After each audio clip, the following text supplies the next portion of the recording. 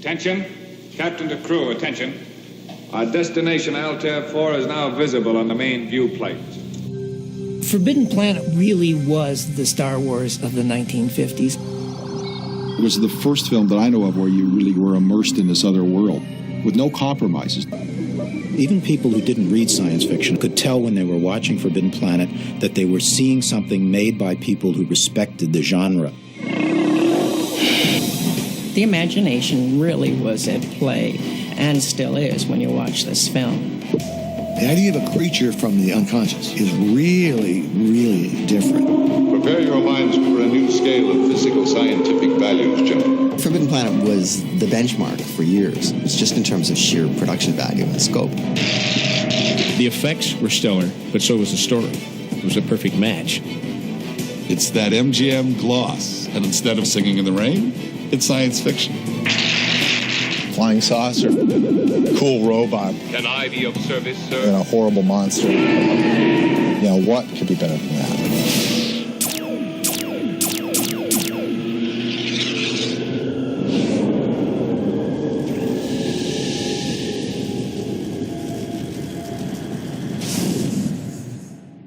The sci-fi films before Forbidden Planet were really low budget.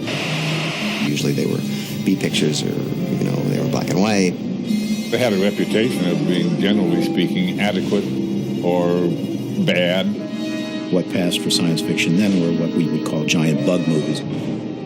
You got your yucks out of that, and it sold popcorn, and everybody was happy. And that was good enough. There was just a formula, and the formulas were great, and they worked. But Forbidden Planet broke it because it was in color and widescreen, and because of the incredible special effects. Forbidden Planet was the first science fiction film to really step beyond the bounds of the solar system. It's the first time in the 1950s that Earth people showed up in a flying saucer. All clear, sir. Previously, it was always the aliens showed up in flying saucers. Look at the color of that sky. It was a serious attempt to represent a completely unique world. And it wasn't good enough to just say, it's not the world you know.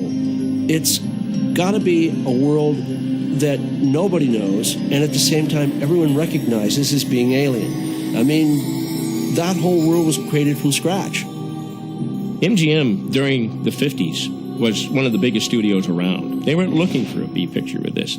They wanted this to be the first science fiction A film. In MGM, you're talking about the crown jewel, Metro-Goldwyn-Mayer. The studio departments were all in full steam still. And you look at the polish and the shine, on those pictures. And this picture had that MGM, magic. This was new for MGM. They had done fantasy films, certainly. They had done The Wizard of Oz, which would be their biggie. And they had done other fantasy films and horror films to a degree through the years, but nothing space-oriented. Cyril Hume was the actual screenwriter of Forbidden Planet. But Adler and Irving Bloch both got co-credit because they actually came up with the story. They modeled a great deal of the film on The Tempest, which was a la Shakespeare. The Tempest involves a man named Prospero, perhaps the most powerful magician in the world, but also had a blind spot. He's filled with ego. His evil brother exiled him to a Mediterranean island where he remained with his daughter for 12 years. And then a ship coming and finding them, and she falls in love with one of the men on the ship. So you have definite parallels. The Tempest asks one fundamental question. If you had the power of a god, and you had your enemies right here, what would you do with them? It's a pretty good adaptation of the play, and it bears scrutiny as an oddball Shakespeare picture. There have been so many Shakespearean adaptations and translations and reinterpretations. And to do a science fiction take or an outer space take on The Tempest is a particularly smart idea. There's a serious undertone to the film that was simply missing from other science fiction films of the period. And I think the key factor is that the characters believe their roles. Father. Alta. We all, as actors, made it a point from the very beginning to take the story seriously and to play it for real. This film was not a kid picture, although it certainly had elements that kids adored. It was far deeper than that. Fred Wilcox, who was the director, discussed the film with everybody working on it, and he said, this is a serious film, and treat it like that. Knock that off, Quinn. It is interesting for today's audiences to see Leslie Nielsen in a straight dramatic, even a romantic lead role. I was a stalwart, disciplined, obviously strong leading man who was dealing with this girl who did not know what her endowments actually were. And I did. Come on in. Didn't bring my bathing suit. What's a bathing suit? Altera was the perfect virgin, and the commander was the perfect hero on the white horse. Anne Francis is sporting it very well, miniskirts. And this was before miniskirts came in, which was the 1960s. So once again, we're looking into the future, right? It's very much a 50s picture. I mean, you know, the wonderful Anne Francis swimming in that naked suit she's wearing. But at the same time, it's dealing with very real issues. I suppose one day I shall be obliged to make the trip to Earth with her for the sake of her natural development. I should say fairly soon, too. Altera has to go through an odd little arc. She has to not like Adams and fall in love with Adams. She has to love her father, then begin to mistrust her father and choose Adams over her father. That alone makes it a masterpiece of space opera. You'll find the household silver in the dining room and my daughter's jewelry on her dressing table. Walter Pidgeon, at the time, was one of MGM's stars. He had a great voice. He had a great look about him. I mean, nobody could have played Morbius like he did. Pidgeon gave the picture this keel of seriousness, that it was taking itself seriously while at the same time having fun. Now, right here is where I do my quick dissolve into a beard and a spacesuit before I introduce you to Robbie the robot. Everybody knows who Robbie the robot is. He was probably the most unique robot ever created for a movie. I remember that first day, the crew just stood around and looked at it and wondered, what the hell is this going to do? You are a robot, aren't you? That is correct, sir. I at least said, well, we've got the star of this movie right here. What was great about Robbie is when he was just standing there doing nothing, he stole the show. Robbie was totally acceptable immediately, and also added so tremendously to the believability of everything that you were watching and seeing. Robots before Forbidden Planet had been of the somewhat clunky variety, where you've got basically 3 metal blocks with a head. Robbie could have gone that way. Certainly there were early drawings that could have taken him in that direction, but the art directors and the people involved really wanted to make him unique. I designed it so that he can do practically anything, and especially emphasize his strength and all, you know, being a mechanical thing. You could see where his joints worked. You could see he had gyroscopes inside of his dome going around to keep him upright. There was all kinds of stuff there that could easily be thought of as being real technology. That was the big difference between Robbie and every movie robot before that. Robbie looked like he might work. The idea that you would have a robot who would be a friend instead of an enemy certainly was a novel one. This again comes from respect for the genre. The character of Robbie the robot follows all the basic laws of robotics. Turn around here. Asimov's 3 laws of robotics start off: 1, a robot cannot harm a human being. Fire. 2, a robot must obey all orders except where they would conflict with the first law. Would 60 gallons be sufficient? gallons. And the third law is a robot must protect its own existence except where it would be interfering with the first or second laws. Order canceled. And clearly, the people who wrote Forbidden Planet were aware of these laws. When MGM made Forbidden Planet, they were very smart because they went to Caltech to get a lot of the science for it. And so it was very state-of-the-art of the time. They thought if they were going to do a science fiction film, they had to do it big. So the art department and the special effects department, they did a little more than they were supposed to do in putting this thing together. Cedric Gibbons, who was the head of all the art directors at the studio, he left Arthur Lonergan alone to be the art director on the film. And Lonergan really grabbed a hold of it and said, this is a great opportunity to make something really cool. One of the things that he did was he actually had sets built that were way bigger than what they had in the budget and was able to get them about half built before the budget department came down on him. So they built all these really elaborate sets and then they had to finish them because they were already half done. They threw major resources behind the film. They had built this spaceship and it came down like a giant mushroom and there was this pillar down the center and it had to be 40 or 50 feet across up at the top. When we as actors first walked in and they showed us the flying saucer and everything around us, we were extremely impressed by it. Loved it. Loved it.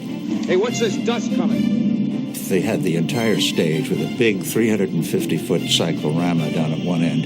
And when you stood at the other end, the sense of depth and perspective was incredible. They knew that audiences had never seen anything presented quite like this. Not at this scale. Not in a movie. The effects were handled by Arnold Gillespie. He'd done Wizard of Oz, a lot of other films. It was just great because he was not a technician doing effects, he was an artist doing effects.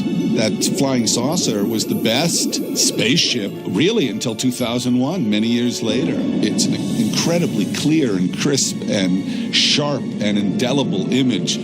All the effects were done with really tried and true methods that had been developed since the dawn of cinema history. It was all matte paintings and miniatures and animation.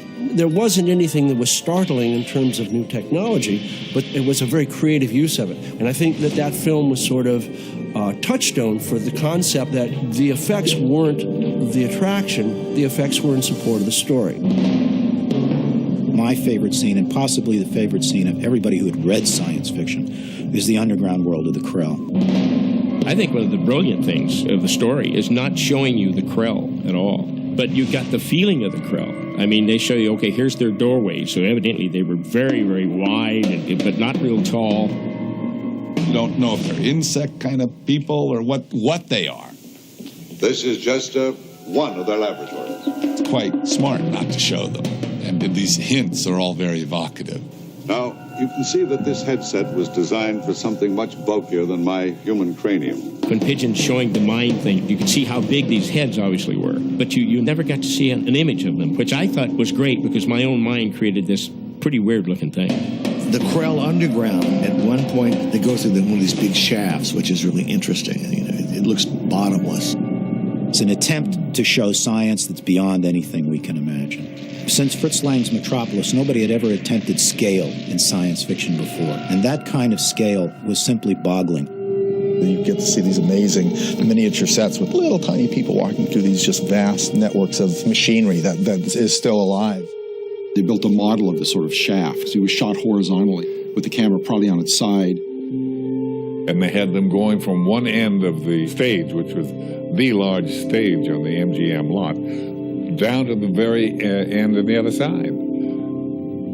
It's as long as a football field. And they put that tremendous matte shot on it afterwards.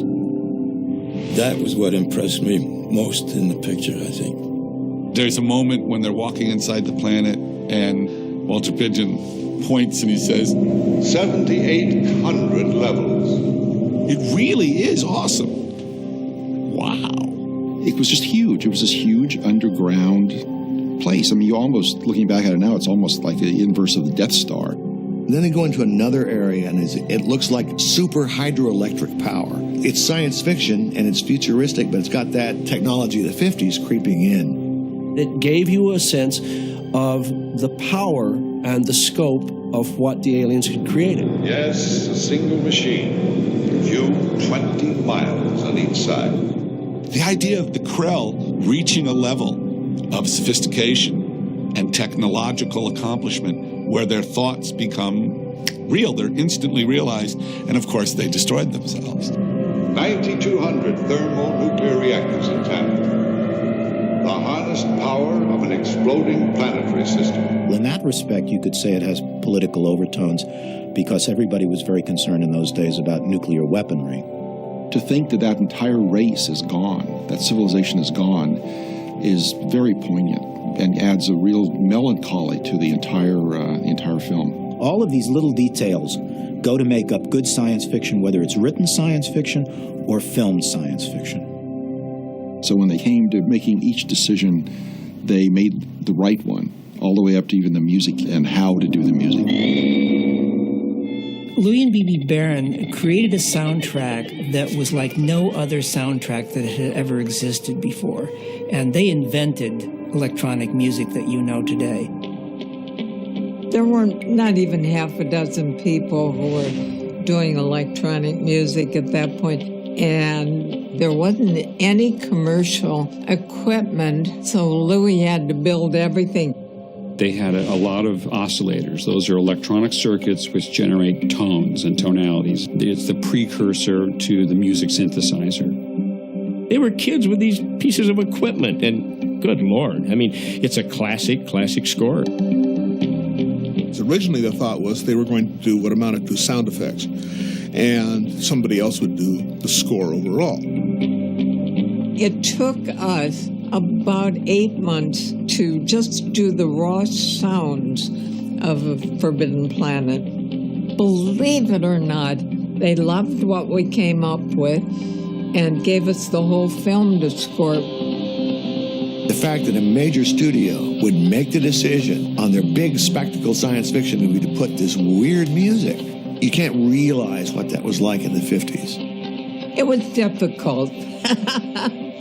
It was a very hard way to make music. It took us forever to do anything. It was sort of like an impromptu work because they had so many loops going. They had vacuum tubes. It was a truly experimental score, and I've heard nothing like it in any movie. Certainly the strongest part of the movie for me is the sounds of the id monster. It was terrifying to hear that when I was a child. Your imagination was fueled by the sound of that creature. Joe, what? Did you hear something? Like what? Like a sort of big breathing. When you hear that, those boom boom starting with the id and stuff, man, it was chilling. I mean, people shivered in fright, and people would come up and say to us, your music for the id sounds just like dreams that I have all the time, and was like they're subconscious. So that's, of course, what we like best to hear. You're expressing our subconscious.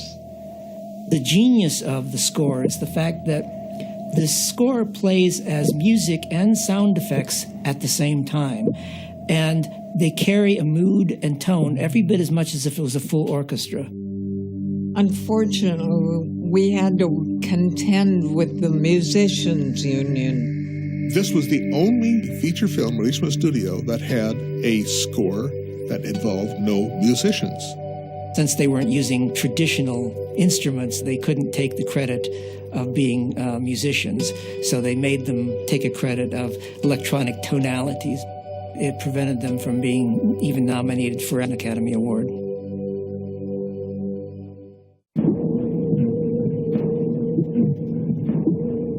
The one thing that kids really wanted from their space movies in the 50s was they wanted monsters. Forbidden Planet used one of the techniques that really accomplished horror filmmakers and horror writers do, which is you don't show all of the monster. You let people's imaginations fill it in.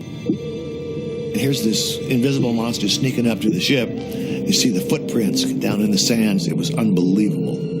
And you saw this stairway that went up to go into the spaceship, and all of a sudden you saw the stair going...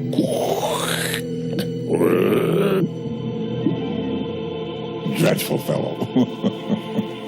The brilliance of Forbidden Planet is this whole idea of the Freudian monster, the monster from the id, which was a really cool, weird idea at the time. It's still one of the best science fiction ideas ever. Freud's theories on psychology was that there was an id that was between the ego and the superego.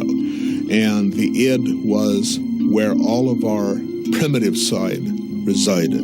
You're talking about Freud meeting outer space. So you had the character portrayed by Walter Pidgeon, you know, who doesn't even realize that he's doing this. Made you wonder who is the villain in this story and where is all of this coming from. Nice and creepy.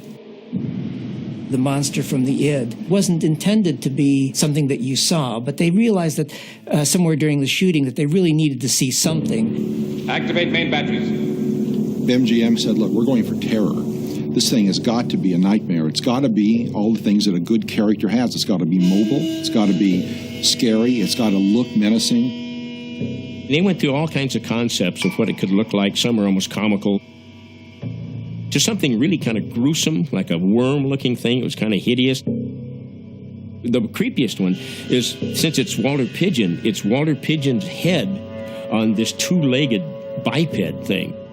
Really hideous looking. I mean, that would have scared people, I think.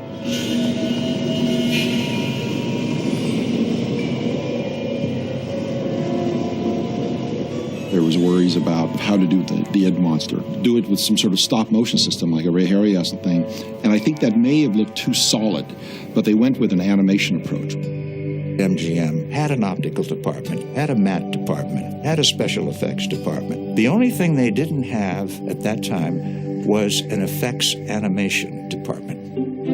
So MGM called up Walt Disney Studios and asked if they could borrow Josh Mader, who was an animator. He was like their premier animator at Disney Studios. In Fantasia, he came up with most of the really great concepts of the dinosaur fights and stuff like that. He was great at doing, like, lava flows. I mean, he was probably one of their best animators. Well, Josh Mader not only did, of course, the id monster, but he also did, like, the sort of beam that you see coming off the flying saucer as it's landing. Robbie shorting out when you see the electrical arcing across his head and all that stuff, and the ray gun blasts and all of that sort of work. When they were doing the id drawings, he gave me a bunch of them, and they're like CinemaScope proportion, but they're in pencil. And I said, well, where are the cells? He said, they didn't really do cells this time. But he said they just took that, they shot it on a high-con film, reversed the polarity, did it in negative, and then it was sort of a red tint that went to it and yellow eyes. And it was really pretty neat. And by shooting them in reverse, you could see through it, which is kind of cool. But as far as I know, it might be one of the first times they didn't actually use cell animation.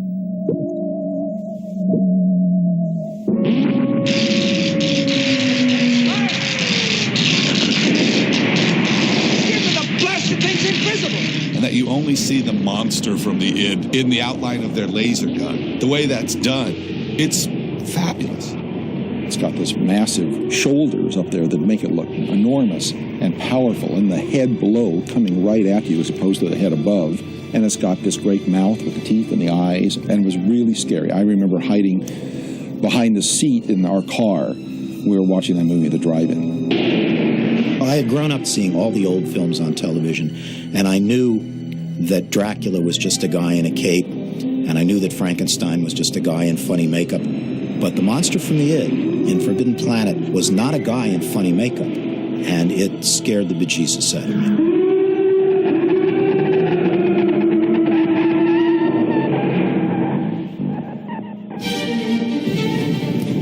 And this film was released in 1956. Forbidden Planet was one of those flukes that didn't make it the first time, but over the years got its audience.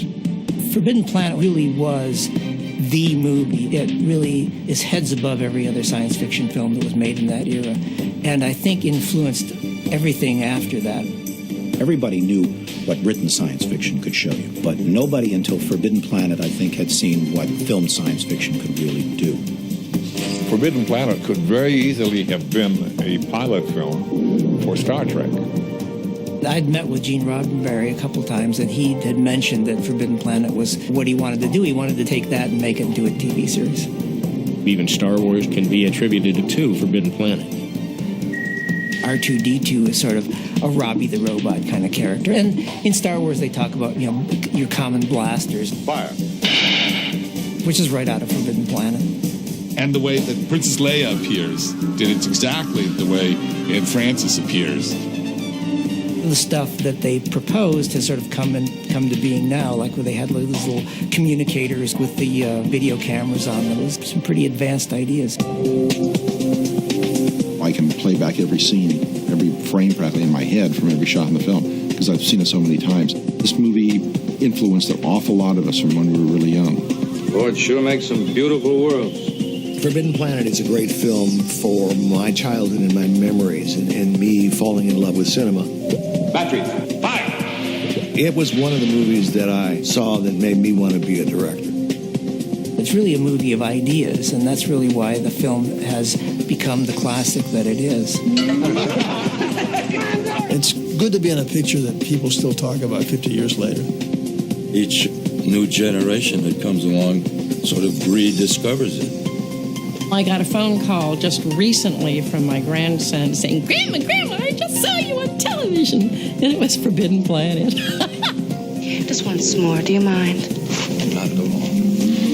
A lot of things become old-fashioned for something to remain that interesting and that fresh. In its category, it's the granddaddy. Forbidden Planet's the first film that is not just science fiction, but super science fiction.